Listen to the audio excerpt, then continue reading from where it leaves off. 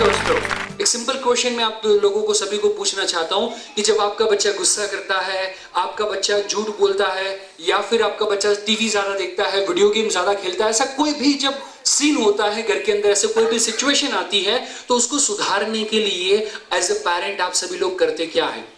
तो सबसे पहले बच्चा कोई भी गलती करता है, बच्चा ज्यादा टीवी देख रहा है या अभी उसका होमवर्क बाकी है, तो एज ए पेरेंट हम सभी लोग उसकी ये गलती को सुधारने के लिए सबसे पहले क्या करेंगे? तो सबसे पहले हम क्या करते हैं, हम हमारे बच्चे को समझाते हैं। देख बेटा, मोनू, सोनू, नोनू, जो भी नाम है, प्यार से उसको समझाएंगे 5 मिनट, 10 मिनट, 15 मिनट, 20 मिनट, जब तक हमारा जूस नहीं निकलता है कि नहीं। 20 मिनट तक समझाएंगे, बच्चा हाँ हाँ मम्मी, हाँ हाँ मम्मी, और जैसा 20 मिनट खत्म हुआ, 20 मिनट के बाद वो बच्चा जैसा था, तो फिर हमें क्या आता है? गुस्सा आता है। हम हमारे बच्चे के ऊपर गुस्सा करते हैं, हम हमारे बच्चे को डांटते हैं, हम उसको धमकाते हैं। उसका इफेक्ट 15 मिनट तक तो रहता है। 15 मिनट के बाद फिर जो छोटे मियाँ थे वो वैसे के वैसे, और वो गलती जब बच्चा फिर से रिपीट करता है, तो उसकी गलती को सुधारने के लिए हम लोग क्या करते हैं? बच्चे को पनिश करते हैं, हम बच्चे को मारते हैं, हम बच्चे को शिक्षा करते हैं।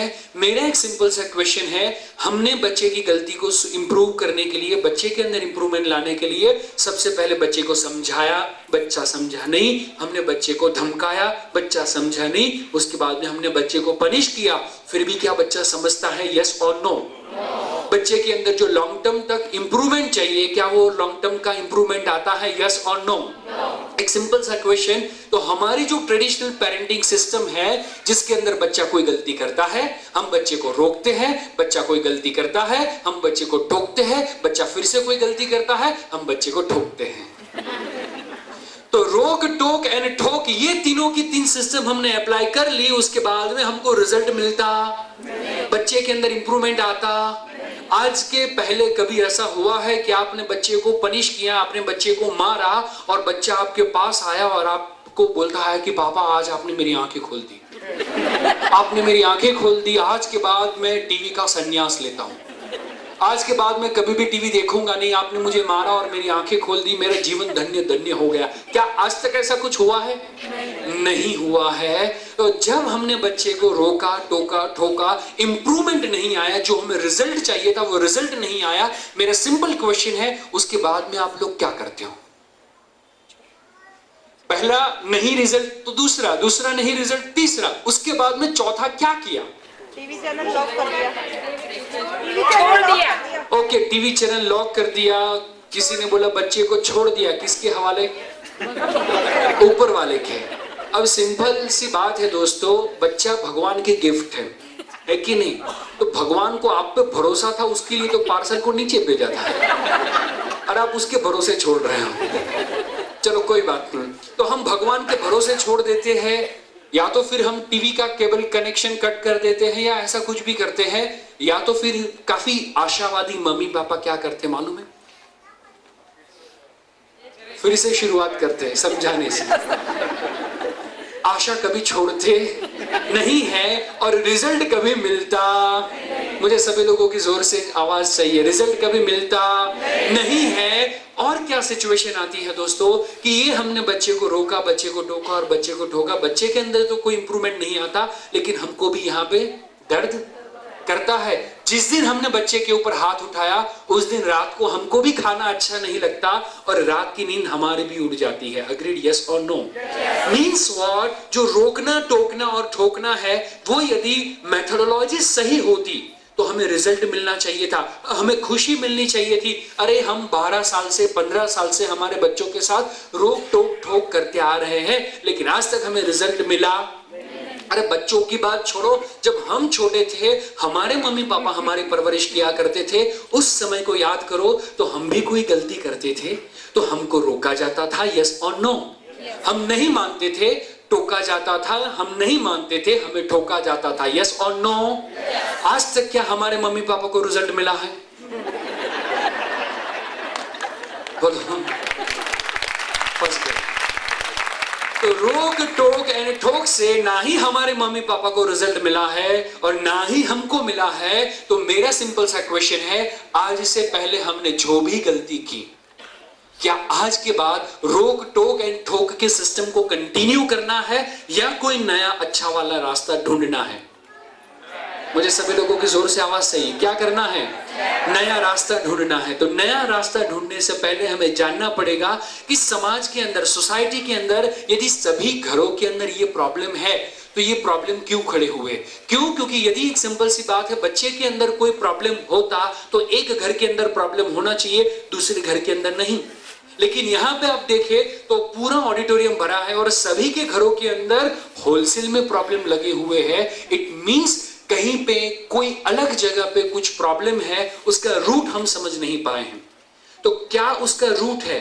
हम जब हमारे बच्चे के भलाई के लिए उसको कुछ कहते हैं तो हमारा बच्चा हमारी बात क्यों नहीं मानता? वो हमसे ज्यादा उसके फ्रेंड सर्कल के लोगों की बात क्यों मानता है? उसके ऊपर मूवी का, सीरियल का इफेक्ट ज्यादा होता है, लेकिन मम्मी एंड पापा की एडवाइस का इफेक्ट नहीं होता। ऐसा क्यों? तो इसके ऊपर मैंने 2.5 साल से भी ज्यादा रिसर्च किया और रिसर्च करने के बाद में मुझे कुछ फैक्टर्स पता चले। एंड जो फैक्टर्स मुझे पता चले उसको मैं कहता हूं टी फैक्टर्स। और ये फैक्टर्स है जिसकी बदौलत आज हमको पता चलेगा कि मैंने मेरे बच्चे की भलाई के लिए उसको कुछ कहा हुआ है, फिर भी वो मेरी बात क्यों नहीं मानता। क्यों जनरेशन गैप हर 50-100 साल के बाद में खड़ा होता है? हर जनरेशन के अंदर आप देखेंगे तो जनरेशन गैप है।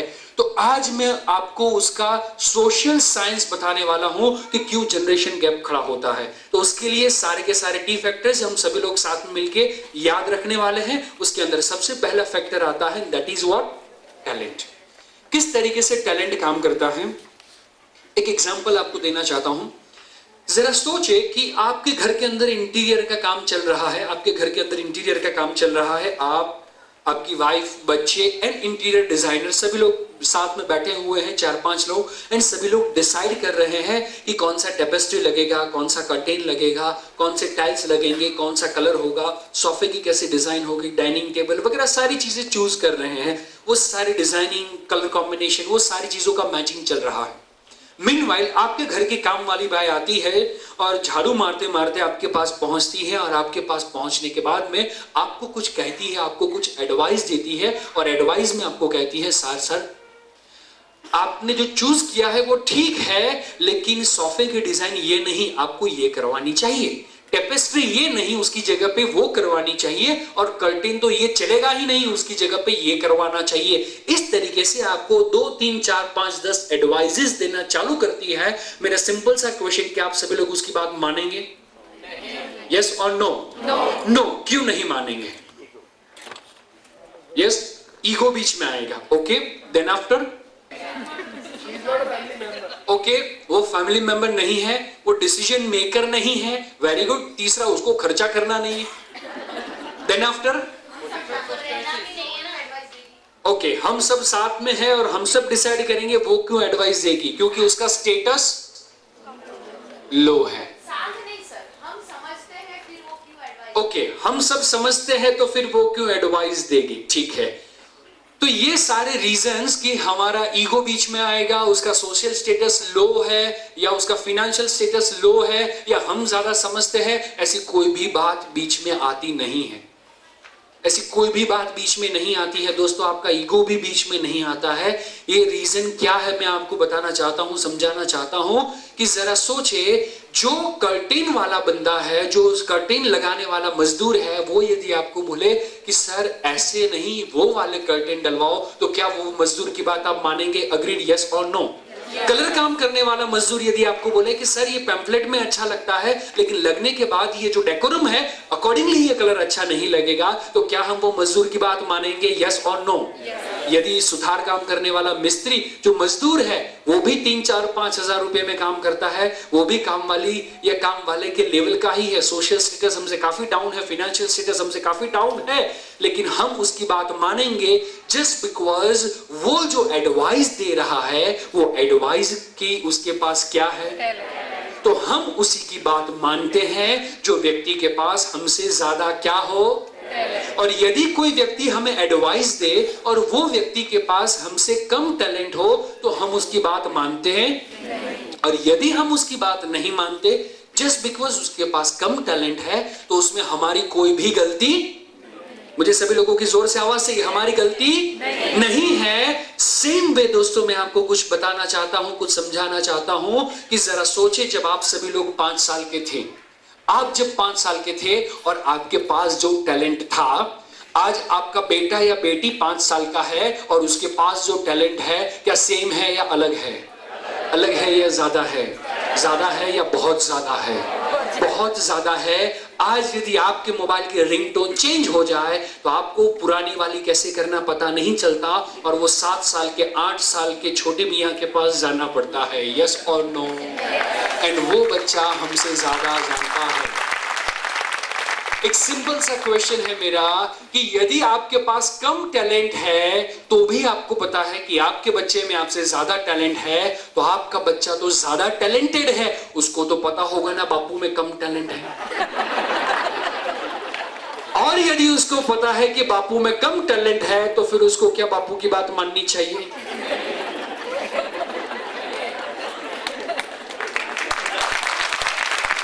एंड इसीलिए आपका बच्चा आपकी बात नहीं मानता तो उसमें बच्चे की कोई भी गलती, मुझे सभी लोगों की आवाज सही है, जोर से आवाज सही है, बच्चे की कोई भी गलती नहीं है। देन आफ्टर नेक्स्ट फैक्टर की ओर हम जानने जा रहे हैं, and that is what? Target. पहले की जो समाज की व्यवस्था थी वो समाज व्यवस्था कुछ ऐसी थी कि जहां पे हरदम मम्मी और पापा दोनों बच्चों के टारगेट में रहते थे।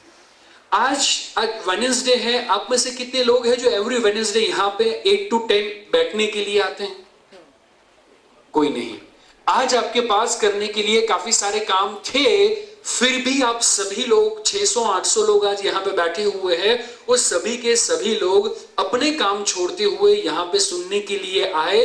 जस्ट बिकॉज सक्सेसफुल पेरेंटिंग को सुनना वो आज के लिए आपके जीवन का क्या था?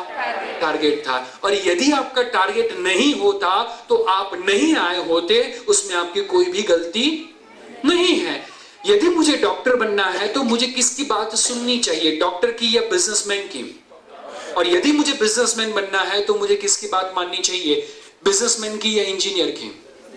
बिजनेसमैन की। तो ये चीज को ध्यान में रखते हुए पहले की जो सामाजिक व्यवस्था थी वो उस तरीके की थी कि राजा का बेटा राजा बनता था, उसका बेटा राजा बनता था, हजाम का बेटा हजाम का बेटा हजाम, वैद्य हकीम जो डॉक्टर उस समय के हुआ करते थे तो हकीम का बेटा हकीम का बेटा हकीम हुआ करता था, सोनी का बेटा सोनी का बेटा सोनी हुआ करता था। एंड इसीलिए बेटे के टारगेट में हरदम अपने पापा रहते थे। उसको प्रोफेशनल नॉलेज जो कुछ भी पाना था वो सिर्फ और सिर्फ अपने पापा के पास से पाना था। एंड इसीलिए बेटे को अपने पापा की बात सुननी पड़ती थी। हेलो। एंड बेटी हरदम वैसा सोचती थी कि जिस तरीके से मम्मी घर चलाती है मुझको भी घर चलाना सीखना है। मम्मी जिस तरीके से घर का काम करती है वो सारी चीजें मुझे सीखनी है। लेकिन आज मैं यदि आपको बताऊं तो आपकी 5 साल की बेटी आपके मुंह पे बोलती है मैं तेरे जैसे घर के काम करने वाली नहीं हूं।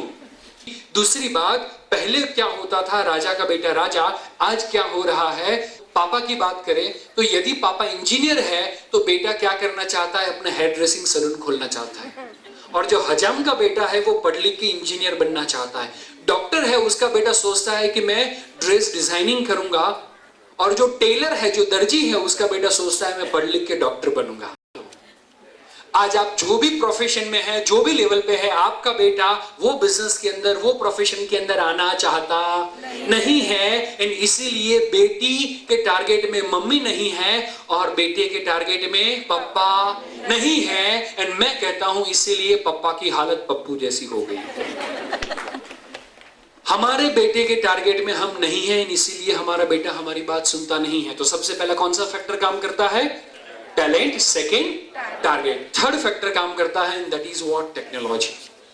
दोस्तों टेक्नोलॉजी हमारे और हमारे बच्चों के रिलेशनशिप को बहुत अच्छी तरीके से और बहुत बुरी तरीके से इफेक्ट करते हैं। यदि हमारे जीवन के अंदर हमारे और हमारे बच्चों के साथ में जुड़े हुए जो कोई भी प्रॉब्लम्स है, वो सारे के सारे प्रॉब्लम्स की जड़ देखेंगे तो वो टेक्नोलॉजी आएगा। कैसे?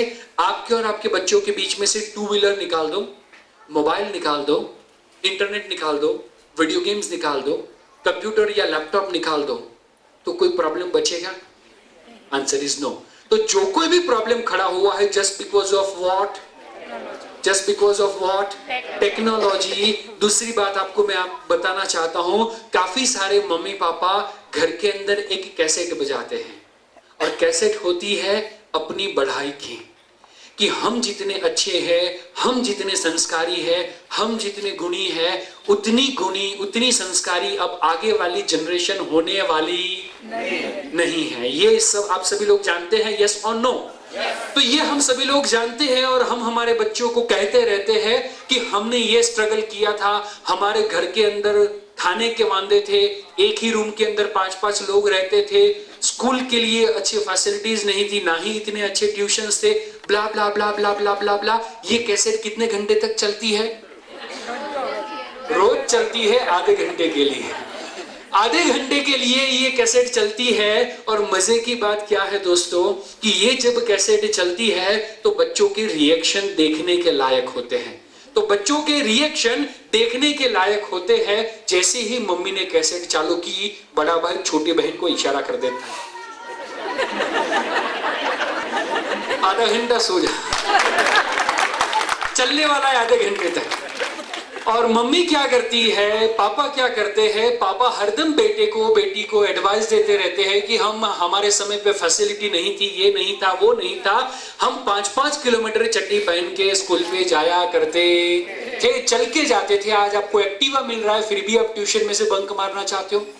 हम बच्चे को कुछ ऐसा कहते हैं, लेकिन एक बात मैं आपको बताना चाहता हूं कि आप सभी लोग अच्छे क्यों रहे, आप सभी लोगों के अंदर अच्छे संस्कार रहे, वो क्यों रहे? एक सिंपल सी बात दोस्तों, कि उस समय पे जब आप चड्डी पहन के 5-5 किलोमीटर जाया करते थे चलते हुए, उस समय पे चड्डी पहनना वो मजबूरी था। उस समय पे चड्डी वही पहना करते थे जिनके पास पैंट के पैसे नहीं हुआ करते थे। एंड आज चड्डी पहनना वो फैशन है। जितने जितने पैसे बढ़ते हैं,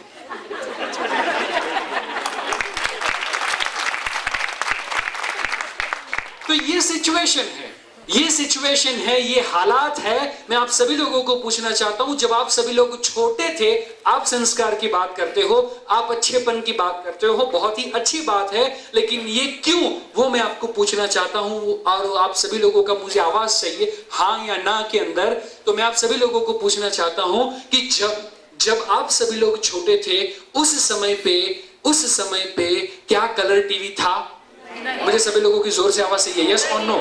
कलर टीवी नहीं था। उस समय पे 250 जितनी चैनलें नहीं थी। उस समय पे टीवी के अंदर देखने से ज्यादा ना देखने वाले प्रोग्राम आते नहीं थे। एकता कपूर की ऐसे सीरियल्स कि जिसमें एकता की एक भी बात ना हो, ऐसी सिचुएशन नहीं थी। और मजे की बात देखो, बॉलीवुड की ऐसी सिचुएशन जिसके अंदर मूवी देखने से पहले आपको 4-5 लोगों को पूछना पड़े, अरे यार फैमिली के साथ देखने जैसा है ना? तो वो सिचुएशन बॉलीवुड की नहीं थी। गर्लफ्रेंड बॉयफ्रेंड का कल्चर नहीं था। इंटरनेट, यूट्यूब, फेसबुक, वो सारी चीजें नहीं थी। वीडियो गेम्स, PS3 नहीं था। Vada pav, pizza, burger, discotheque, ऐसी कोई भी चीज नहीं थी। मैं आपको पूछता हूं, बिगड़ने वाली एक भी चीज नहीं थी, इसीलिए तो आप सभी लोग सीधे रहे। उस समय पे वीडियो गेम होता और आप चुपचाप पढ़ाई करते तो मैं मानता। उस समय पे फेसबुक होता और आप बुक को फेस करते तो मैं मानता। आज ये सारी टेक्नोलॉजी के साथ में कैसे स्टडी किया जाए, उसका प्रैक्टिकल एक्सपीरियंस हमारे सभी लोगों के पास नहीं है। एंड हमें बच्चों को परवरिश देनी है ये सारी टेक्नोलॉजी के साथ में, कैसे पढ़ाई की जाए, कैसे करियर के अंदर मास्टरी लाई जाए, कैसे टाइम मैनेजमेंट किया जाए। हमारे समय पे टाइम मैनेजमेंट की जरूरत ही नहीं थी, कुछ था ही नहीं। तो या तो घर का काम करो या तो पढ़ाई करो। और उस समय पे काफी मम्मी इसीलिए पढ़ा करती थी क्योंकि यदि नहीं पढ़ेगी तो घर का काम करना पड़े। Very good. तो आज जो भी हम कर रहे हैं वो जस्ट बिकॉज ऑफ टेक्नोलॉजी, ये सारी चैलेंजेस आई हुई है। इन टेक्नोलॉजी की बदौलत बच्चे का जो ब्रेन का डेवलपमेंट है वो काफी फास्ट हुआ है। एंड इसीलिए यदि हमारा बच्चा हमारी बात नहीं मानता तो उसमें बच्चे की कोई भी गलती, मुझे सभी लोगों की जोर से आवाज सही है, बच्चे की कोई भी गलती नहीं है। तो मैं सिंपल सी बात कहता हूं, ये सारे फैक्टर्स की बदौलत यदि हमारा बच्चा हमारी बात नहीं मानता, उसमें बच्चे की कोई भी गलती, उसमें बच्चे की कोई भी गलती नहीं है। इसीलिए मैं कहता हूं, यदि आपका बच्चा आपकी बात नहीं मानता तो वो चिंता का विषय नहीं है। यदि आपका बच्चा आपकी बात नहीं मानता तो वो चिंता का विषय नहीं है। चिंता का विषय क्या है कि वो आपको देख रहा है। हेलो, चिंता का विषय यह है कि वो आपको देख रहा है। क्यों? मैंने ये मेरी बुक के अंदर लिखा हुआ है। क्यों? क्योंकि बच्चा वही करता है जो हम करते हैं। हम जो कहते हैं वो बच्चा कभी करता नहीं है। आज तक हमने बच्चे को कहा बेटा टीवी बंद करो, क्या किया? हमने बोला बेटा पढ़ने के लिए बैठ जाओ, अच्छे तरीके से पढ़ो, मन लगा के पढ़ो, क्या बच्चा करता है? मुझे सभी लोगों की जोर से आवाज से यस और no? Answer is absolutely no. तो हम जो कहते हैं वो बच्चा करता नहीं है, जस्ट बिकॉज हम जो करते हैं हमारा बच्चा वही करता है। अब में से काफी सारे लोगों ने कहा था कि बच्चे टीवी ज्यादा देखते हैं, वीडियो गेम ज्यादा खेलते हैं, लेकिन वो बच्चा जब छोटा था, कुछ खेल रहा था, रात के 8 साढ़े 8 बजे पापा घर के अंदर आए, खाना खाया, बच्चे को डांटने की फॉर्मेलिटी कंप्लीट कर दी। क्यों? क्योंकि मम्मी ने कंप्लेन की होती है तो वो करना ही पड़ता है। वो नहीं करेंगे तो फिर मम्मी की डांट खुद को खानी पड़ेगी। उससे अच्छा बच्चे को डांट दो। तो बच्चे को डांटने की फॉर्मेलिटी कंप्लीट की, अब बापू फ्री। तो फिर बापू क्या करते हैं? सोफे पे बैठते हैं, हाथ में रिमोट लेते हैं और टीवी चालू करते हैं और एक आसन करते हैं, और आसन का नाम क्या है? टीवी आसन। उसके बाद में मम्मी थोड़े टाइम के अंदर फ्री हुई। मम्मी भी फ्री होती है, और मम्मी कब फ्री होती है? जब सबसे इंपॉर्टेंट पर्सन आता है। कौन? काम वाला। सारे हस्बैंड को जेलेसी फील होती है कि काम वाले के साथ जितना प्यार से बोलती है उसका 10% भी मेरे साथ। सारे हस्बैंड ने पहले ताली बजाई। तो काम वाला आया, और मजे की बात क्या है, हमने उसका नाम भी क्या रखा है? काम वाला। जैसे हम सब काम बिना के हो, वो काम वाला आया, मम्मी फ्री हो गई, अब मम्मी भी सोफे पे बैठेगी और एक आसन करेगी। और कौन सा आसन करेगी? एंड इसीलिए बेटे के दिमाग में एक बात बैठ जाती है कि पापा फ्री तो कौन सा आसन, मम्मी फ्री तो कौन सा आसन, तो मैं भी जब भी फ्री तो कौन सा आसन।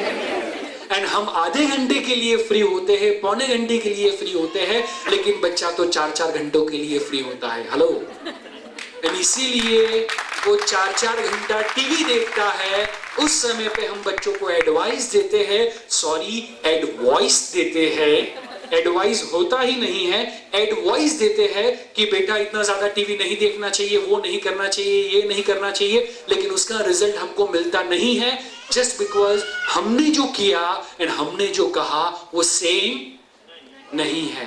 बच्चे वही करते हैं, मैं सभी लोगों को रिपीट करवाना चाहूंगा, बच्चे वही करते हैं जो हम जो कहते हैं वो बच्चे करते नहीं है। दूसरा एग्जांपल देना चाहूंगा, ज्यादातर 2 बच्चे खेल रहे हो और एक खिलौना हो तो दोनों बच्चों के बीच में लड़ाई झगड़ा चलता है, और तब मम्मी आती है या पापा आते हैं और एक यूनिवर्सली कॉमन एडवाइस देंगे, बेटा प्यार से मिलजुल के खेलो, लड़ाई झगड़ा करना नहीं है। और वो बच्चा फिर भी लड़ाई झगड़ा करता है, खिलौने के लिए जिद करता है। ऐसा क्यों होता है?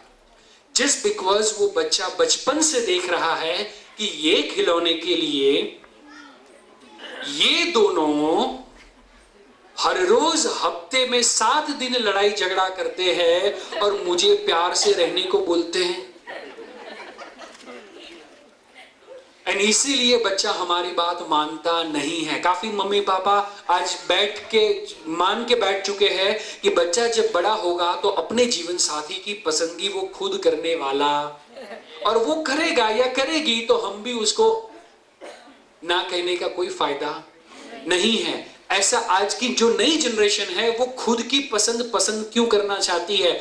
जस्ट बिकॉज उसने बचपन से देखा है कि मम्मी एंड पापा हफ्ते में 7 दिन एक दूसरे से लड़ाई झगड़ा करते हैं। इट मींस मम्मी पापा को खुद की पसंद ही पसंद नहीं है, तो फिर मेरी पसंद को पसंद कैसे करेंगे? एंड इसीलिए बच्चा बचपन से जानता है कि उनको एक दूसरे का कुछ टेस्ट पसंद ही नहीं, अपनी खुद पसंद अच्छी तरीके से नहीं कर पाए तो मेरे को मेरा बंदोबस्त खुद करना पड़ेगा। तो समझने वाली बात है, बच्चा वही करता है जो हम करते हैं। आप में से कितने लोग हैं जो अपने बच्चों को सिखाते हैं कि ऑनेस्टी रखनी चाहिए, चोरी नहीं करनी चाहिए? आप में से कितने पेरेंट हैं जो अपने बच्चों को सिखाते हैं कि दूसरों का नुकसान नहीं करना चाहिए? Very good, everybody, almost everybody. आप में से कितने लोग हैं जो पायरेटेड मूवीज देखते हैं? हाथ मत उठाना, शूटिंग चल रहा है, पकड़े जाओगे। तो हम पायरेटेड मूवी माने चोरी का मूवी देखते हैं और उसके बाद में बच्चे को अच्छी संस्कार की बात करते हैं, ऑनेस्टी की बात करते हैं, तो वो बच्चा होके राजा या कलमाड़ी ही बनेगा, स्वामी विवेकानंद या अब्दुल कलाम नहीं बन सकता। बच्चा वही करता है जो हम, मुझे सभी लोगों की जोर से आवाज चाहिए, हम करते हैं। हम जो कहते हैं वो बच्चा करता नहीं है। एंड इसीलिए एक छोटा सा वीडियो देखते हैं कि बच्चे सबसे पहले माता पिता को फॉलो करते हैं, माता पिता का अनुकरण करते हैं, उसके बाद में पूरी दुनिया का। एक छोटा सा वीडियो देखते हैं।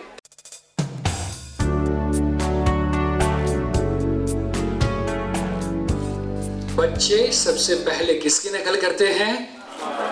किसकी नकल करते हैं? माँ बाप की, और उसके बाद में पूरी दुनिया की। अभी लास्ट हफ्ते की बात है, एक पेरेंट मेरी ऑफिस पे आए बच्चे के काउंसलिंग के लिए और बच्चे की कंप्लेंट कर रहे थे कि मेरा बच्चा ऐसा है वैसा है, बहुत एग्रेसिव है, बहुत गुस्सा करता है, ये करता है वो करता है।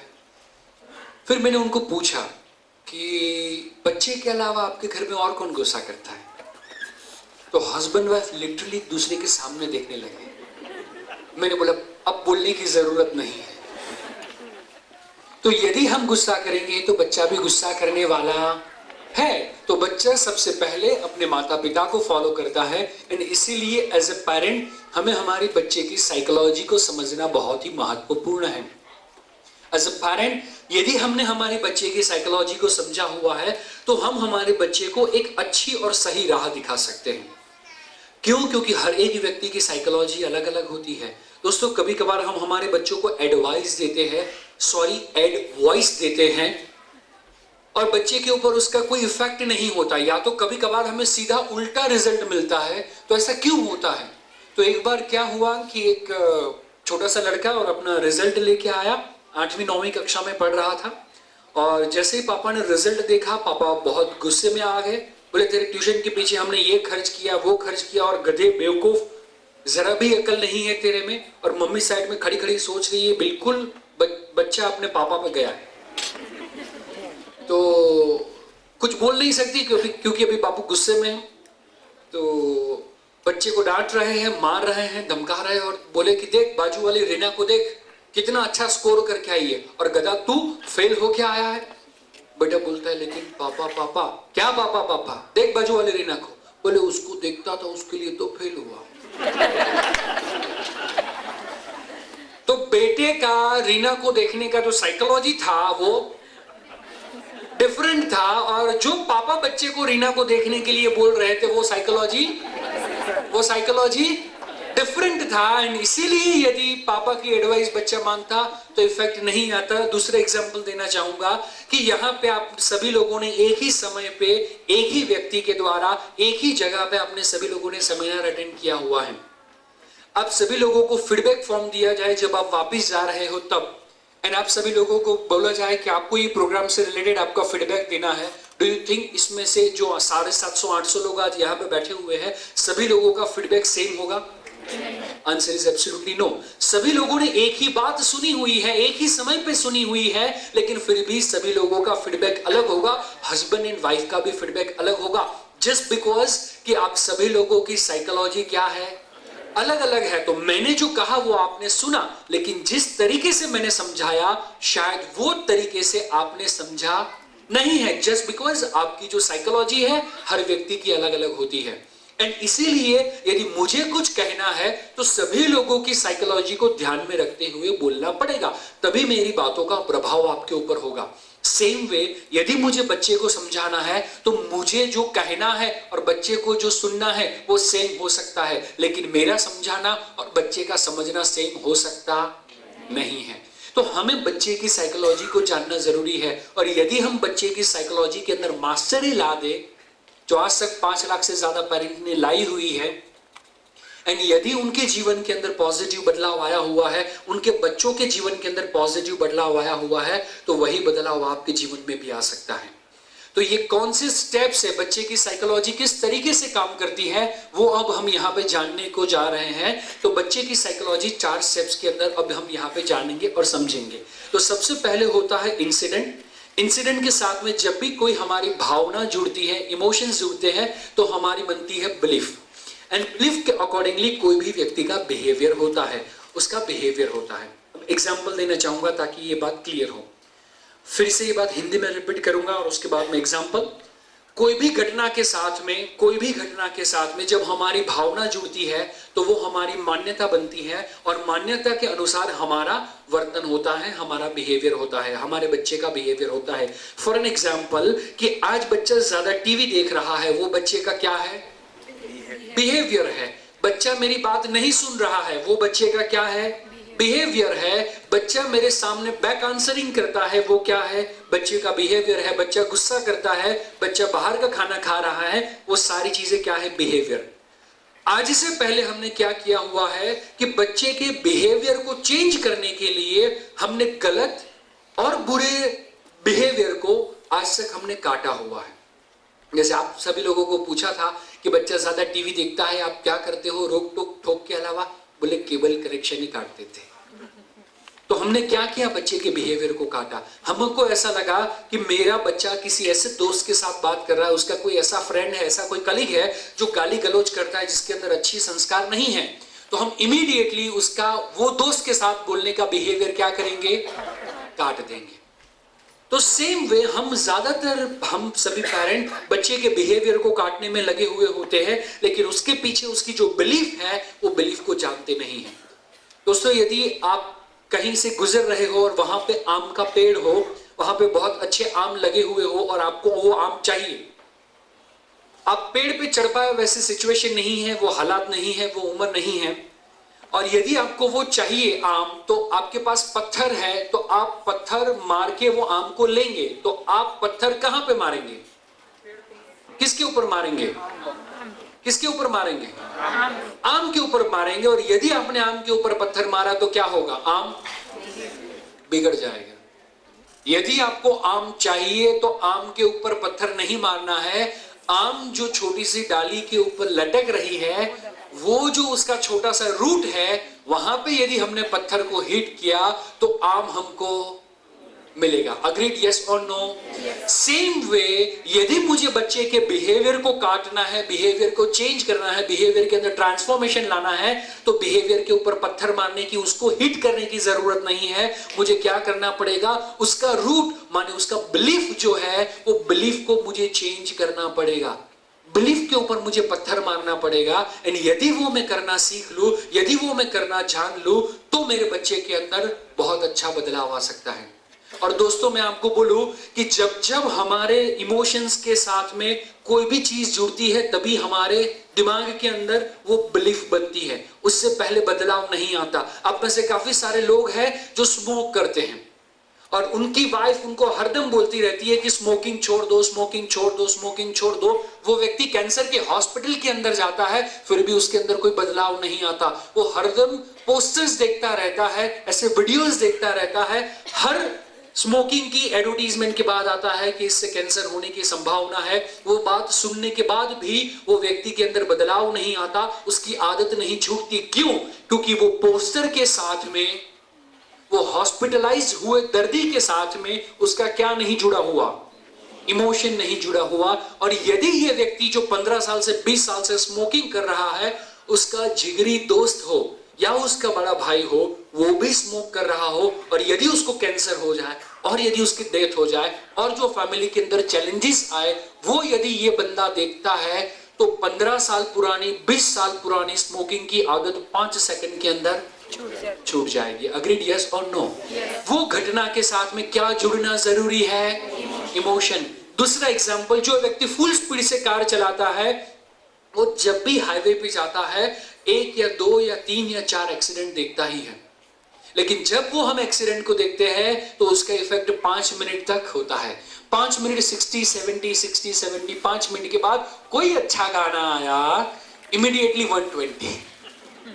ऐसा क्यों होता है? जस्ट बिकॉज वो जो एक्सीडेंट था, वो एक्सीडेंट के साथ में वो व्यक्ति का क्या नहीं जुड़ा हुआ?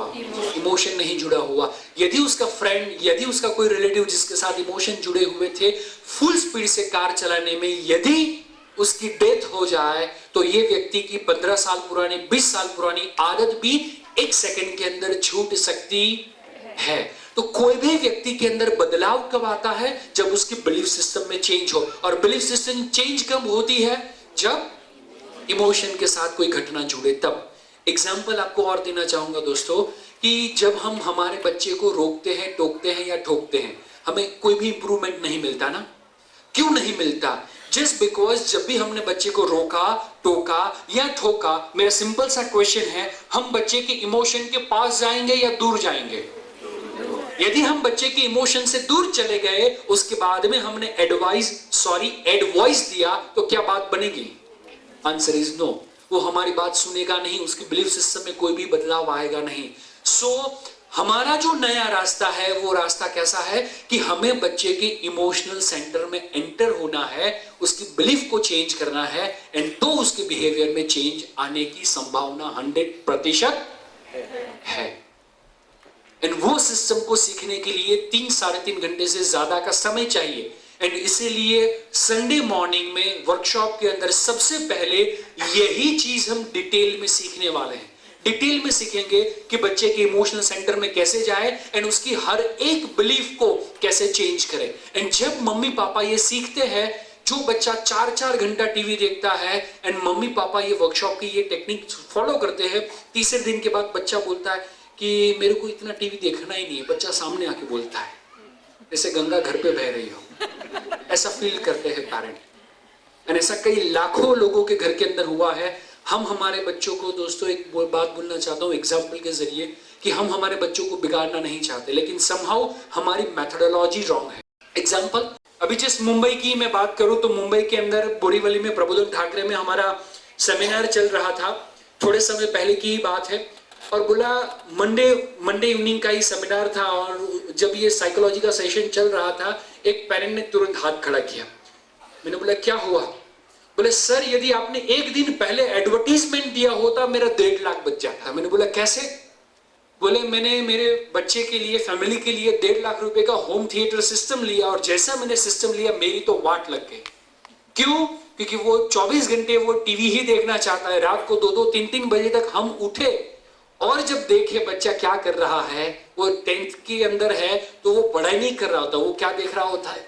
टीवी देख रहा होता। हमको सुला देता है, बोले आप सो जाओ मैं पढ़ लूंगा, कोई टेंशन नहीं है। लेकिन अब हमें टेंशन होने लगा। हमने उसको बहुत समझाया, रोका, टोका, ठोका, कुछ भी रिजल्ट नहीं मिला। मैं उसका प्लग काट के आज देखो आपके सामने लेके आया हूं। इसका रास्ता दिखाओ। दोस्तों ज्यादातर हम यही करते हैं, जब बच्चा 8, 9, 10th, 11 या 12th में आए और जब बच्चा ज्यादा टीवी देख रहा हो, तो ज्यादातर मम्मी पापा क्या करते हैं, चैनल को लॉक कर देते हैं, रिन्यू नहीं करवाते, या फिर वो टीवी को मालिये पे लगा देते हैं। और जब हम ऐसा करते हैं, हमने क्या किया, बच्चे के बिहेवियर को काटा। लेकिन हम बच्चे के बिहेवियर को काटते हैं, लेकिन बच्चे की बिलीफ को चेंज नहीं कर पाते। एंड जब तक बच्चे की बिलीफ चेंज नहीं होती, बच्चे के अंदर कोई चेंज नहीं आता। ज्यादातर बच्चों के साथ क्या होता है कि जब मम्मी ने ये वायर काटा या तो टीवी बंद किया, ऐसी कोई भी सिचुएशन हुई, बच्चा अपने दोस्त के घर पे जाना चालू करता है। मम्मी अकेले पढ़ने में कंटाल आता है, मेरे दोस्त के घर पे जाऊं स्टडी करने के लिए, होमवर्क करने के लिए। मेरे को ये मैथ्स में पता नहीं चलता, और वो है ना मैथ्स का मास्टर है। मम्मी को लगता है वाह, टीवी बंद करने का फायदा तो एटलीस्ट उसने सामने से बात तो की, पढ़ाई की। तो फिर मम्मी क्या करती है, मम्मी बोलती है जाओ बेटा। एक दिन गया, 2 दिन गया, 3 दिन, 4 दिन, हफ्ता, 15 दिन, 20 दिन, हर रोज वहीं पे जा रहा है, 4-4, 5-5 घंटा जा रहा है। फिर मम्मी को लगा कि दाल में कुछ, इसीलिए मम्मी उसकी मम्मी को फोन करती है और बोलती है आपका बेटा मेरा बेटा दोनों पढ़ रहे हैं, जरा आप ख्याल रखना, जरा बीच बीच में देखते रहना कि वो बेडरूम में स्टडी ही कर रहे हैं या टीवी वगैरह कुछ देख रहे हैं। तब उसकी मम्मी भी फोन रखा, गई, पता चला दोनों टीवी देख रहे थे। उसकी मम्मी हो गई गुस्सा और बोला कि देख तेरी मम्मी ने तो वहां पे टीवी बंद किया, तू मेरे बच्चे को आके बिगाड़ रहा है। उसने भी टीवी मालिए पे। अब ये जो रोहन है ये रौनक को गालियां दे रहा है, साले तेरी वजह से मेरा भी गया है। अब ये जो है साइकोलॉजी उसकी टीवी देखने की, वो अभी तक चेंज नहीं हुई। एंड इसीलिए क्या करता है रौनक, अपने घर से निकलता है, यहां की मम्मी खुश, वहां की मम्मी खुश कि अब टीवी बंद, अब तो पढ़ने के लिए ही मिलेंगे। लेकिन सिचुएशन क्या होती है दोस्तों कि बच्चा यहां से निकलता है, अपने दोस्त के घर पे पहुंचने से पहले 15 मिनट कोई पान के गल्ले पे खड़ा रहता है और वो वहां पे टीवी देखता है। क्यों? क्योंकि अभी तक वो बिलीफ है टीवी देखने में मजा, वो अभी तक चेंज नहीं हुआ है। हमने सिर्फ बिहेवियर को काटा है। एंड उसके बाद में अपने दोस्त के घर पे गया, वहां पे आधा घंटा, 1 घंटा, 2 घंटा पढ़ाई किया, उसके बाद में घर पे आते वक्त और 15 मिनट ठहरा और टीवी देखा, फिर अपने घर पे आया। ये मम्मी भी खुश, वो मम्मी भी खुश, ये बच्चा भी खुश कि मैंने अपना काम कर लिया। 15 दिन, 20 दिन, जब जब वो पान के गल्ले पे खड़ा रहता, किसी को स्मोकिंग करते हुए देखता, किसी को तंबाकू खाते हुए देखता, किसी को गुटखा खाते हुए देखता, और ये बच्चे को स्मोकिंग की आदत धीरे धीरे धीरे धीरे लगनी शुरू हो जाती है। एंड जब एक दिन पापा अपने बेटे को पान के गल्ले पे खड़े होते हुए स्मोकिंग करते हुए देखते हैं, उसको वहीं से हाईजैक कर लेंगे, उठा लेंगे और सीधा डाल देंगे 3rd डिग्री सबसे बड़े हिटलर के पास। कौन? और फिर मम्मी चालू करेगी, तेरे दोस्त, उसने सबसे पहले तुझे लड़ाई करना सिखाया, झूठ बोलना सिखाया, अब उतना कि उसने तुझे स्मोकिंग करना भी सिखा दिया। एंड फिर रोक टोक एंड ठोक हमेशा चलती रहेगी दोस्तों। लेकिन एक बात आपको सभी को पूछना चाहता हूं, क्या यहाँ पे बेटे का इंटेंशन स्मोकिंग करना था? यस और नो? क्या मम्मी का इंटेंशन था कि मेरा बेटा स्मोकिंग करना सीखे और उसके बाद में मैं उसको मारूं? कोई तो चांस मिलना चाहिए ना मारने के लिए। क्या ऐसा इंटेंशन मम्मी का था? यस और नो? लेकिन क्या ऐसा हुआ? यस और नो? यस, ऐसा हुआ जस्ट बिकॉज बच्चा ना ही गलत है ना ही मम्मी पापा गलत है। लेकिन क्या गलत है? मेथोडोलॉजी गलत है। हमारा बच्चे को परवरिश करने का तरीका गलत है, हमारा सिस्टम गलत है। एंड ये सिस्टम को हमें चेंज करना पड़ेगा। मैं आपको पूछना चाहता हूं कि यदि आपने ये सिस्टम संडे को सीख लिया, हम सभी लोग साथ में मिलकर सीखेंगे, एंड उसके बाद में आप आपके बच्चे के अंदर जो भी परिवर्तन चाहते हैं वो परिवर्तन आना शुरू हो जाएगा, वो परिवर्तन आना शुरू हो जाएगा। और जरा सोचो कि वो बच्चे के अंदर परिवर्तन आ जाए तो आपका पेरेंटिंग गोल क्या रहेगा? आप आपके बच्चे के अंदर कौन सा इंप्रूवमेंट लाना चाहेंगे? आप ऐसा चाहेंगे कि आपका बेटा क्रिएटिव हो, या आप ऐसा चाहेंगे कि आपके बेटे के अंदर कम्युनिकेशन स्किल पावरफुल हो, या फिर आप ऐसा चाहेंगे कि मेरा बच्चा एकदम कॉन्फिडेंट हो कि कोई भी एग्जाम वो बिंदास जाके लिख के आ पाए?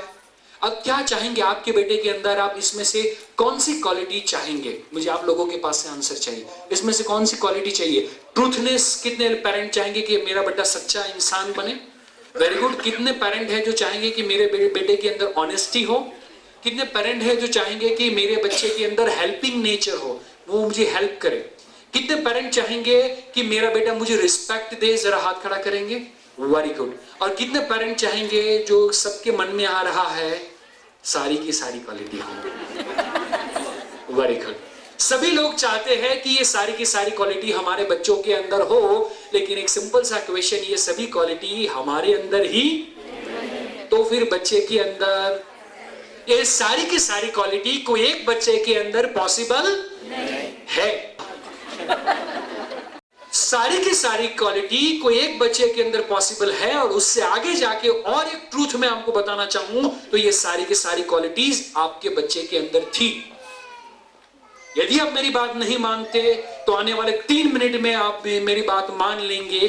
फॉर एन एग्जाम्पल, आपको सोचना है कि आपका बच्चा 1.5 साल से लेके 2.5 साल के बीच में था, तब की उम्र को आपको सोचना है। सभी पैरेंट यहाँ नीचे ऊपर जो भी बैठे सभी लोगों को आपको करना है कि 1.5 से लेके 2.5 साल के बीच में जब आपका बेटा या बेटी थे, उस समय के बिहेवियर को, उसके चेहरे की मासूमियत को आपको याद करना है। एंड आपको सभी को मुझे आंसर देना है आपके बच्चे के बारे में। एंड इसीलिए मैं चाहता हूं आपके बच्चे का आंसर है तो आप सभी की आवाज मुझ तक पहुंचनी चाहिए। तो क्या आप सभी लोग तैयार है उसके लिए? मुझे सभी लोगों की जोर से आवाज चाहिए। क्या तैयार है? Okay, so let's start with creativity. हम हमारे बच्चे के अंदर क्रिएटिविटी डेवलप करना चाहते हैं, लेकिन 1.5 से लेकर 2.5 साल के बीच में जब बच्चा था, छोटा बच्चा था, उस समय पे वो ऐसे विचार आपके सामने प्रकट करता था, ऐसा कोई क्वेश्चन आपको पूछता था तो उस समय पे आपको ऐसा लगता था, अरे यार ये आइडिया तो आज तक मेरे दिमाग में नहीं आया। ऐसा कभी हुआ है आपके साथ? यस और नो? Means what? वो छोटे बच्चे के अंदर हमसे ज्यादा क्रिएटिविटी थी। Then after second is communication skill. बच्चे के अंदर लैंग्वेज नहीं था, लेकिन उसके पास नॉन वर्बल कम्युनिकेशन स्किल उतना पावरफुल था नॉन वर्बल कम्युनिकेशन स्किल। और आज जरा देखें कि वो जो नॉन वर्बल कम्युनिकेशन स्किल था कितना पावरफुल था। आपका ऑफिस में बॉस के साथ झगड़ा हो गया, स्टाफ के साथ लफड़ा हो गया, कस्टमर ने पेमेंट नहीं दिया और पार्टी उठ गई, आप सिग्नल पे खड़े थे, किसी ने गाड़ी ठोक दी, 15,000 का बम्पर का खर्चा आया, कुछ भी टेंशन लेके आप घर के अंदर आए, दरवाजा खुला और वो नन्ही सी जान को जब आपने देखा, उसने आपको देखा, एंड जो नॉन वर्बल कम्युनिकेशन हुआ, उसकी प्यारी सी मुस्कान को जब आपने देखा तो आपको लगता है पूरा दुनिया का टेंशन गया दिल लेने। यस और नो? अब दुनिया का सारा टेंशन उसको गोद में उठाते थे और दुनिया का सभी टेंशन आप भूल जाते थे। यस और नो? एंड आज उसको देखने पे टेंशन आता है। तो उस समय पे उसके पास कम्युनिकेशन स्किल, मुझे सभी लोगों की आवाज चाहिए, कम्युनिकेशन स्किल थी। देन आफ्टर कॉन्फिडेंस, इतना कॉन्फिडेंट था बच्चा, इतना कॉन्फिडेंट, आप उसको 20th फ्लोर पे लेके जाओ, 20वीं मंजिल पे लेके जाओ और आप उसको हवा में उछालो, बच्चा क्या करेगा? उसकी जगह पे आपको लेके जाए और आपको हंस पाओगे? बच्चे के अंदर उस समय पे क्या था? कॉन्फिडेंट कि मुझे उड़ाया है तो वो मुझे पकड़ने वाला है। उसके अंदर भरोसा था, उसके अंदर विश्वास था। क्यों विश्वास था?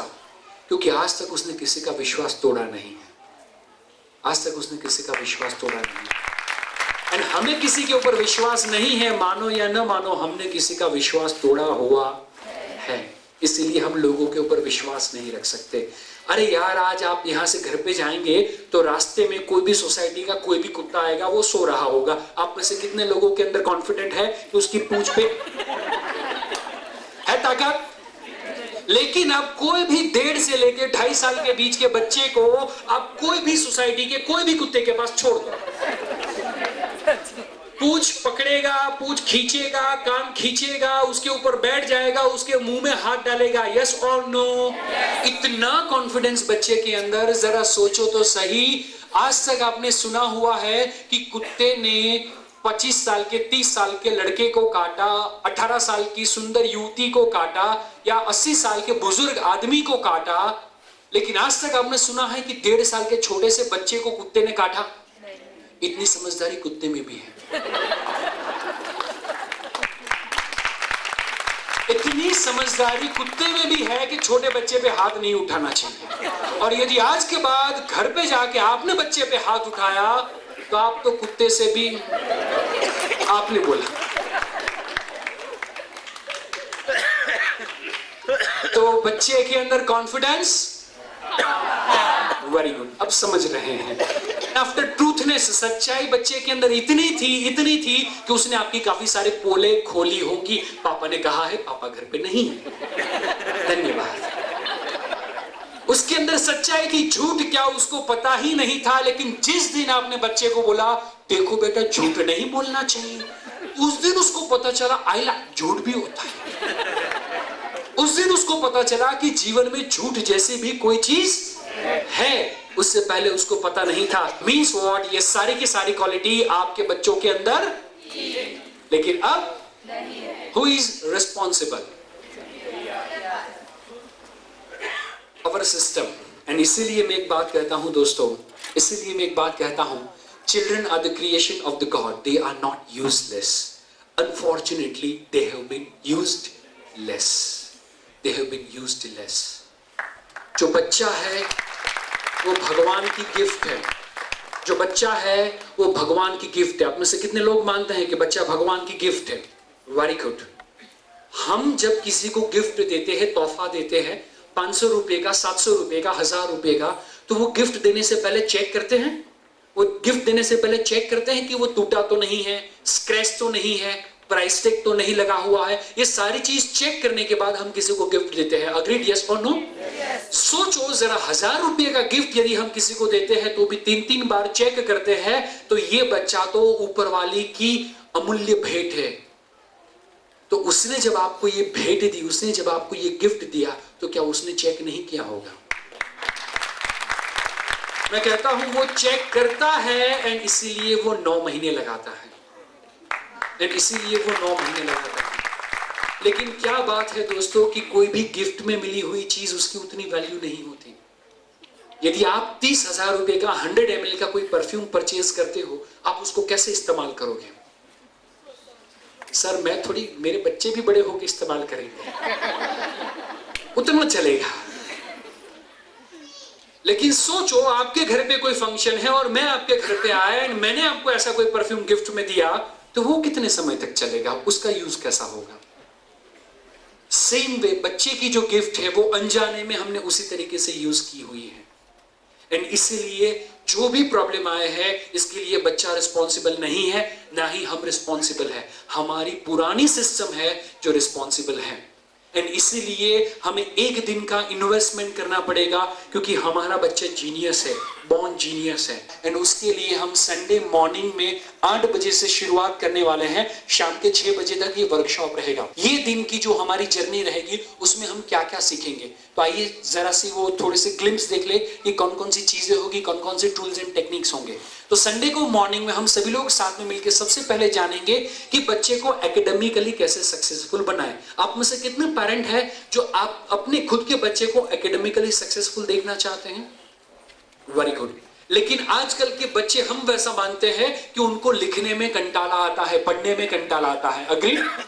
लेकिन एक बात आपको पूछना चाहता हूं, जब आपका बेटा छोटा था, उसको लिखना नहीं आता था, आपकी जेब से पेन लेता था और वो लिखने की कोशिश करता था?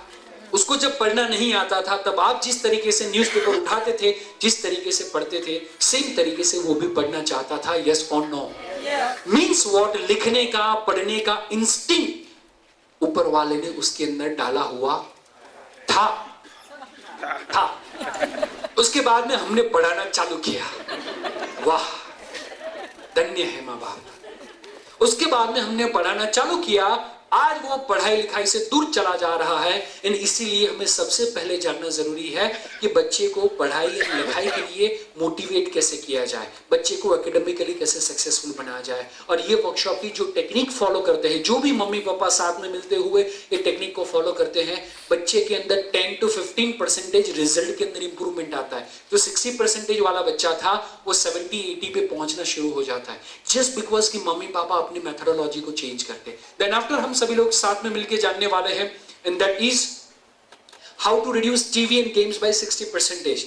आज बच्चा गेम में क्या सीखता है? किसी को मार के आगे बढ़ना, किसी को मार के आगे बढ़ना, किसी को मार के आगे बढ़ना। हमें बच्चे के अंदर वो जो साइकोलॉजी है उसको चेंज करना पड़ेगा। एंड यहाँ पे जो भी पेरेंट आएंगे उनको ये टेक्निक पता चलेगी कि बच्चे की साइकोलॉजी को कैसे चेंज करे, एंड टीवी एंड गेम 60% से भी ज्यादा कैसे कम करे। एंड उसके लिए आपको रोकना नहीं पड़ेगा, टोकना नहीं पड़ेगा, एंड ठोकना नहीं पड़ेगा। बच्चा अपने आप 60% टीवी कम कर दे तो नेगेटिव चीजें ऑटोमेटिकली उसके ब्रेन में क्या होगी? कम जाएगी। तो आपकी पॉजिटिव बातें सुनना बच्चा पसंद करना शुरू करेगा। एंड वही एक्सपीरियंस लास्ट टाइम हमारे एक वर्कशॉप के अंदर आए हुए थे प्रोफेसर साहब। प्रोफेसर साहब ने ये वर्कशॉप अटेंड किया, गुजराती के प्रोफेसर, और उनकी जो बेटी थी 3-4 साल की, वो ज्यादा टीवी देखती थी। उन्होंने वर्कशॉप अटेंड किया। 15 डेज के बाद हमारा दूसरा वर्कशॉप था दूसरे सिटी के अंदर। वो वहां पे रिवीजन करने के लिए आए। एंड हर वर्कशॉप के अंदर 30 to 40% नया कुछ होता है, नई टेक्निक्स होती है। तो वो वहां पे आए और उन्होंने वहां पे फीडबैक दिया कि 15 दिन के अंदर 3-4 साल की बेटी के अंदर कितना इंप्रूवमेंट आया। तो आइए सब साथ में मिलकर देखते हैं, एंड यही इंप्रूवमेंट आप लोगों के घर के अंदर भी आने वाला है। ફરીથી ગુડ મોર્નિંગ। મધર અને ફાધર તરીકે નવા જન્મ માટે હેપી બર્થડે બધાને।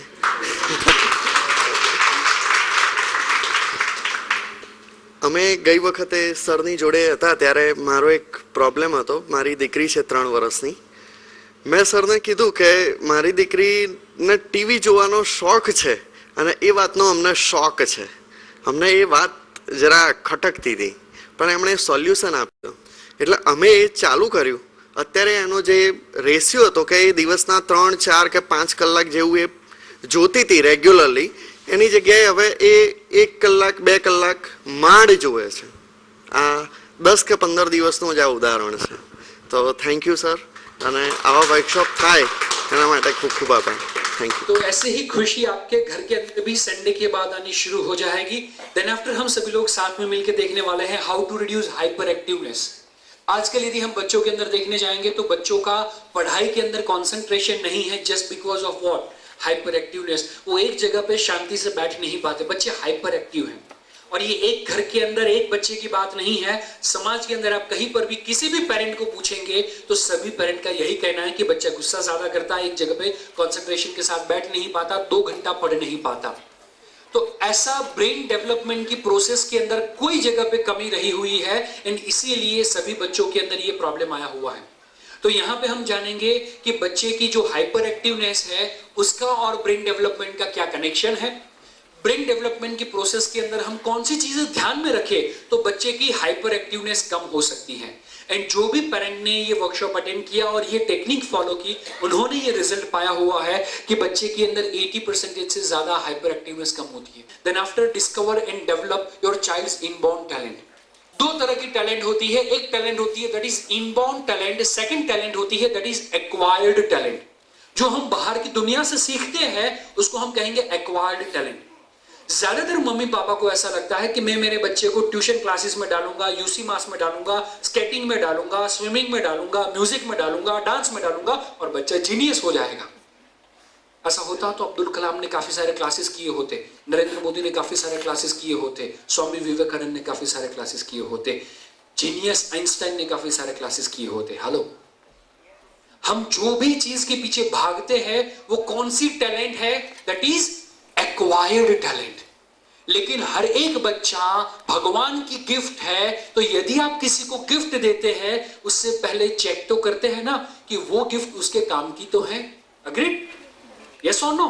वो गिफ्ट उसके काम में आएगी या नहीं आएगी वो आप चेक करते हैं। सेम वे भगवान ने भी कुछ चेक किया होगा एंड उसके बाद में आपको वो गिफ्ट दिया होगा। तो उसके अंदर कोई एक इनबॉर्न टैलेंट पड़ा हुआ है, एक गॉड गिफ्ट पड़ा हुआ है। लेकिन हमारा प्रॉब्लम क्या मालूम है कि कोई बच्चा अपनी गॉड गिफ्ट को जाने, उसको मम्मी पापा के अपोज में जाते हुए वो उसके ऊपर काम करना शुरू करे, एंड वो यदि आमिर खान बन जाए, वो यदि महेंद्र सिंह धोनी बन जाए, वो यदि परीक्षित जोबनपुत्रा बन जाए, वो यदि स्वामी विवेकानंद बन जाए, वो यदि डॉक्टर स्नेह देसाई बन जाए, उसके बाद में लोग क्या बोलेंगे? गॉड गिफ्ट, गॉड गिफ्टेड है, ये बंदा गॉड गिफ्टेड है। यस और नो? तो जीनियस बन जाता है, उसके बाद में हम बोलते हैं कि ये गॉड गिफ्टेड है। लेकिन मैं आपको बोलूं, गॉड गिफ्टेड हर एक व्यक्ति है। ऊपर वाले ने कोई भी पार्शियलिटी नहीं रखा है, लेकिन ज्यादातर पेरेंट ने वो गिफ्ट का रैपर खोला ही नहीं है। यहां पे आपको बताया जाएगा कि आपके बच्चे के अंदर छिपी हुई गॉड गिफ्ट को कैसे जाना जाए, एंड देन आफ्टर उसको प्रोफेशनल कन्वर्ट कैसे किया जाए, उसको डेवलप कैसे किया जाए। तो उसकी पूरी प्रोसीजर हम यहाँ पे जानने वाले हैं। और उसके लिए हम भगवत गीता, जिसके अंदर बताया गया प्रकृति ही क्रियमाणानि कर्माणि सर्वशः, भगवत गीता के काफी सारे रूल्स एंड रेगुलेशन जो हमें बच्चे की इनबॉर्न टैलेंट को जानने के लिए एंड उसको प्रोफेशनली डेवलप करने के लिए काम में आएंगे। तो उसके लिए हम भगवत गीता के काफी सारे श्लोक्स के ऊपर हम डिस्कशन करने वाले हैं। वही बात जो महाभारत के अंदर थी दोस्तों।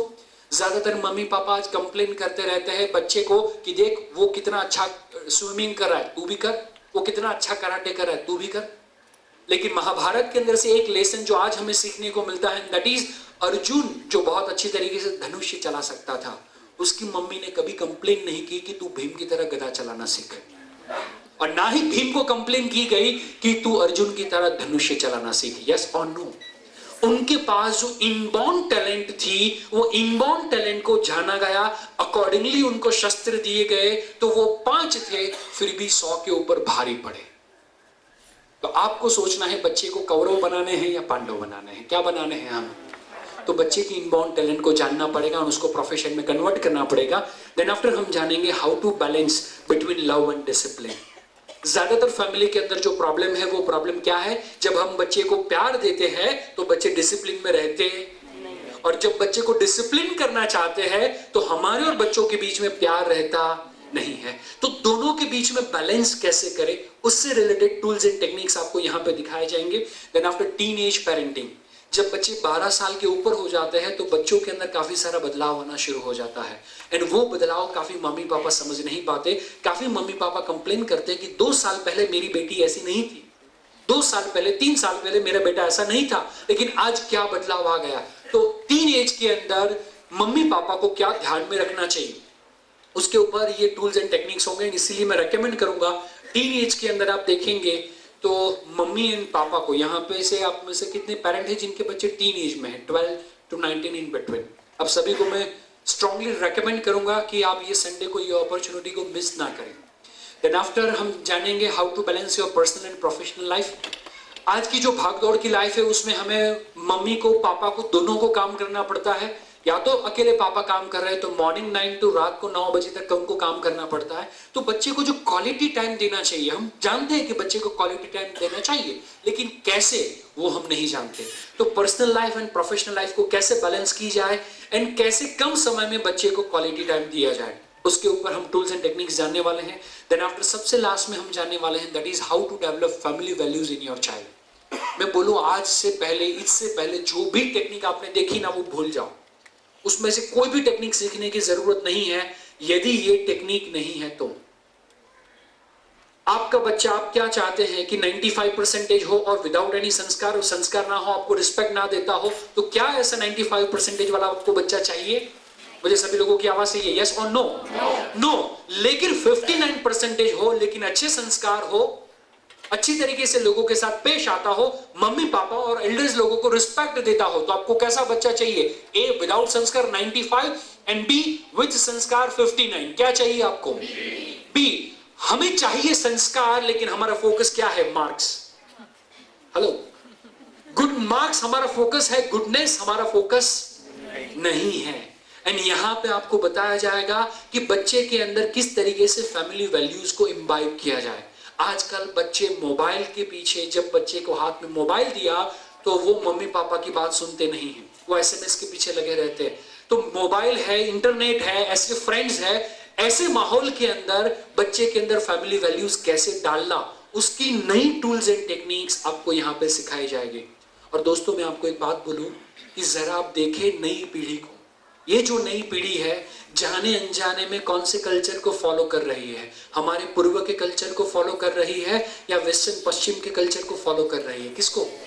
वेस्टर्न कल्चर को, पश्चिम के कल्चर को फॉलो कर रही है। जरा आप देखेंगे उनको सुबह में जल्दी उठना पसंद नहीं है, रात को डिस्को में जाना उनको पसंद है।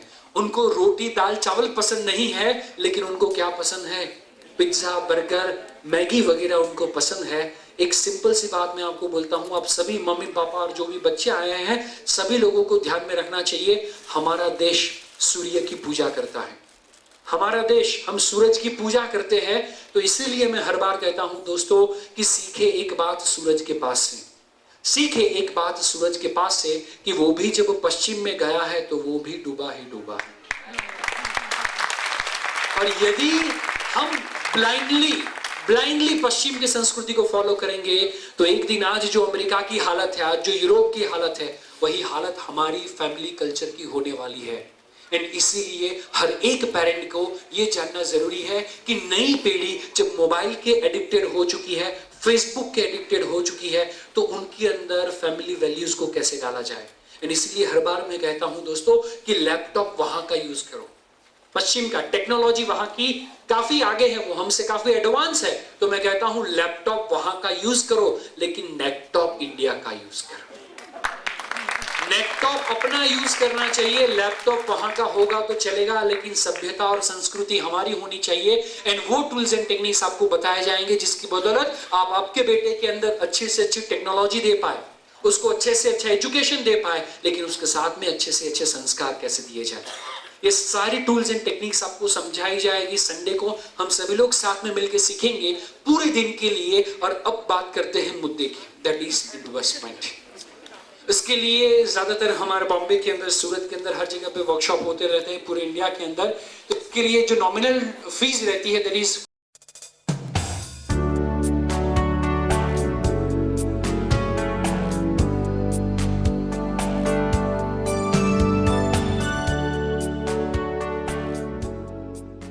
दोस्तों, ये जो वर्कशॉप है हर 5 या 6 महीने के बाद अहमदाबाद में आता है।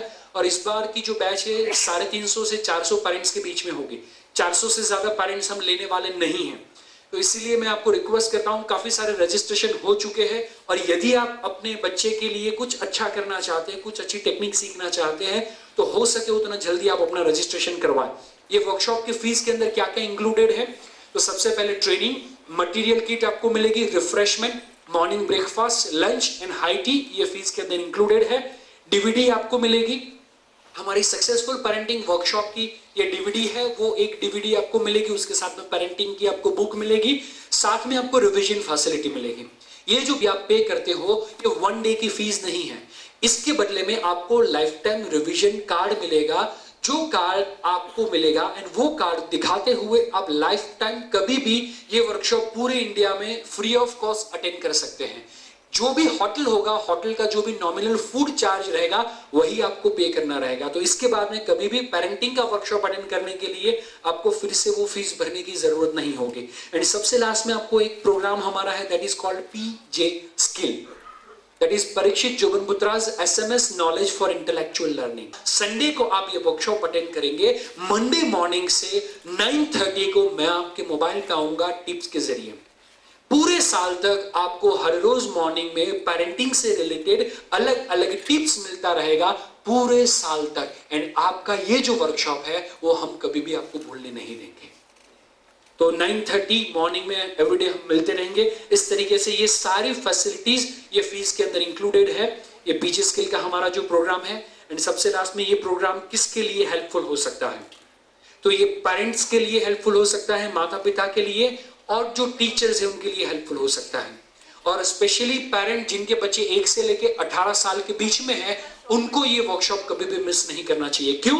क्योंकि मेडिकली ये बात प्रूव हो चुकी है कि जो ब्रेन डेवलपमेंट की प्रोसेस है वो 1 से लेके 18 साल के बीच में होती है। और उसमें से भी सबसे ज्यादा ब्रेन का डेवलपमेंट होता है पहले 4 साल के अंदर। आप में से कितने पेरेंट हैं जिनके बच्चे 1 से लेके 4 साल के बीच में, जरा हाथ खड़ा करेंगे। वेरी गुड, मैं चाहूंगा सभी लोग इनके लिए तालियां बजाएं, जोरदार ताली होनी चाहिए। कि आप सभी लोग सही समय पे आए हुए हैं, लेट हो उससे पहले आप ये वर्कशॉप का बेनिफिट ले सकते हैं। आपके बच्चे का ब्रेन का डेवलपमेंट पहले 4 साल में मैक्सिमम होने वाला है। तो वो कैसे ब्रेन का डेवलपमेंट होगा, उसको यदि जीनियस बनाना है तो उसके रूट पहले 4 साल में डालेंगे उतना अच्छा है। बाकी जो है वो 50% प्रोसेस 4 से लेके 18 साल के बीच में होती है, और उसके अंदर 4 से लेके 8 साल के बीच में 30% ब्रेन का डेवलपमेंट होता है। आप में से कितने पेरेंट हैं जिनके बच्चे 4 से लेके 8 के बीच में हैं? इनके लिए भी जोरदार तालियां हो जाएं। आपके पास अभी 50% चांस बाकी है, तो आप भी अपॉर्चुनिटी को मिस ना करें। और किनके बच्चे हैं जो 8 से लेके 18 के बीच में हैं? चिंता ना करें, पिक्चर अभी बाकी है मेरे दोस्त, पिक्चर अभी बाकी है मेरे दोस्त। टीन एज के अंदर काफी सारा बदलाव आएगा। ब्रेन डेवलपमेंट की प्रोसेस इट कैन भी उतनी हेल्पफुल नहीं होगी, लेकिन टीन एज और बिहेवियरल प्रॉब्लम्स, मोबाइल के प्रॉब्लम्स, टीवी एंड गेम्स के प्रॉब्लम्स, रॉन्ग फ्रेंड सर्कल के प्रॉब्लम्स, रॉन्ग डिमांड्स के प्रॉब्लम्स जो है वो आपको इस एज के पेरेंट को हेल्पफुल होगा। तो ये सभी पेरेंट के लिए रिमेनिंग 20% तालियां हो जाए।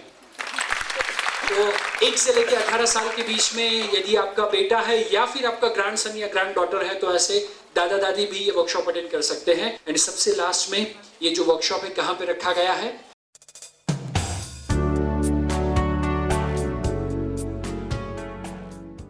आने वाले संडे को मॉर्निंग 8 बजे शुरू होगा, शाम के 6 बजे तक चलेगा। एंड आप सभी पेरेंट के लिए एक सिंपल सी बात कहना चाहूंगा दोस्तों, गेहूं एक ही होता है, उसका आटा एक ही होता है, लेकिन यदि उसकी मेथोडोलॉजी में चेंज हो जाए, उसकी बनाने के सिस्टम में चेंज हो जाए, तो उसमें से रोटी बनेगी, या तो भाखरी बनेगी, या तो थेपला बनेगा, या तो पूरी बनेगी, या तो लड्डू बनेगा, या तो हलवा बनेगा। जो रूट है वो सेम है, जो सोर्स है वो सेम है, लेकिन जो सिस्टम बदलती है तो वो जो आउटपुट है वो बदल जाता है। सेम वे आपको ध्यान में रखना है कि आपके बेटे की करियर के अंदर सिर्फ रोटी बनानी है 2-5 रुपए की, या 15 रुपए का आपको परोठा बनाना है, या फिर आपको 20 रुपए का लड्डू बनाना है, या फिर आप उसको हलवा बना के प्रसाद सोसाइटी के लिए बने, वैसा आप चाहते हैं। और वो सारी चीजें आधारित है आपके सिस्टम के ऊपर। तो अब सभी लोगों को मिलेंगे संडे मॉर्निंग में 6:30 to 6:45 के इन बिटवीन। आप सभी लोग यहाँ पे आए, उसके लिए मैं आपका तहे दिल से शुक्रिया अदा करता हूँ। Thank you very much.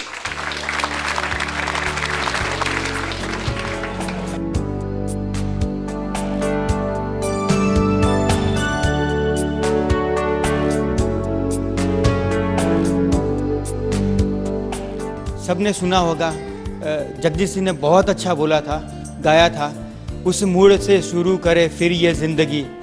Today लग रहा है कि 10 साल के बाद we have re energise our self as a father, as a mother, as a parent. आए तब ये इम्प्रेशन के साथ आए थे कि एटलीस्ट हम लोग ये जानेंगे कि हम मानते हैं कि हम हमारे बच्चे को अच्छी तरह केयर करते हैं, we are very good as a parent, but there must be some gap in between a reality as well as what we are doing. Thanks a lot. आज at least we know कि where we are standing, where are we, and what is the actual need of a child. At till date, as an individual, I felt that okay, whatever I am doing for my kid is okay, and I can understand his mentality better. But when I came over here and you gave us the questions yesterday, तो तब ऐसा लगा कि नहीं, कहीं ना कहीं कुछ छोटी छोटी भूल होती है, थोड़ी चूक होती है, तो उससे जितना रिजल्ट मिलना चाहिए वो नहीं मिलता, और कभी कभी तो ऐसा होता है कि बिल्कुल उल्टा रिजल्ट मिलता है। तो वो हम रेक्टिफाई डेफिनेटली करेंगे। और एक स्ट्रॉन्ग चीज़ मेरे सामने जो उभर के आती है कि वो भी एक सेपरेट आइडेंटिटी के साथ बॉर्न हुआ है, वो एक सेपरेट इंडिविजुअल है, तो उसकी आइडेंटिटी को हमें स्वीकार करना है, उसको हमारा एक पार्ट बना के नहीं रखना है। We have to accept him as a separate individual. उसकी एक आइडेंटिटी है, उसको हमें ग्रो करना है। तो उसकी प्लस माइनस हर एक में होता है, गुड क्वालिटीज़, बैड क्वालिटीज़, तो उसको साथ में लेके चलना है।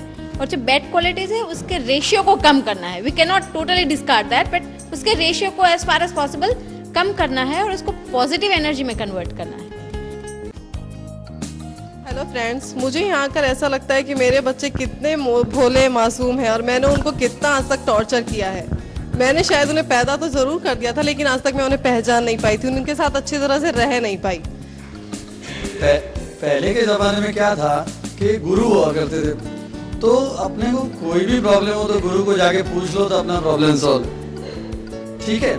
तो अभी क्या हुआ, जैसे मुझे कोई भी प्रॉब्लम होता था तो मैं बुक्स में ढूंढता था, इंटरनेट पे ढूंढता था, तो एक क्वेश्चन के आंसर के लिए बहुत सारा रिसर्च करना पड़ता था। अभी एक ही है, खाली परीक्षित साहब को फोन करो, problem solve.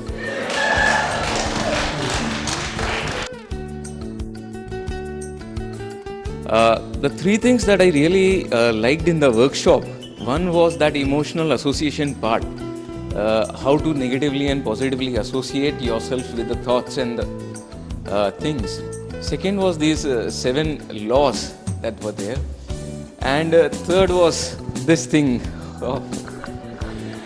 I think that the laws that we have learned here, they not only apply to a parent-child relationship. I think these laws can be applied to any relationship. The law of involvement or any law that you see, these can be applied to any relationship. Even in your business or in your office, if you apply this to your teams, to your colleagues, you would see